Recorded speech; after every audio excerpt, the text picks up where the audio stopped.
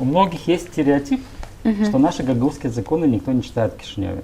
Я хочу этот стереотип развеять. За нами очень внимательно следят. Возможно, в Кишиневе их читают больше, чем За нами читают в очень Гагаузии. внимательно следят специалисты и в парламенте, и в правительстве. Они мониторят эти вещи, что происходит в Гагаузии. И я вам хочу сказать, что есть положительные моменты, например, закон о питании, закон о предоставлении помощи детям на 1 сентября, и закон о фонде контрибуций, они приняты уже на национальном уровне. То есть есть хорошие примеры.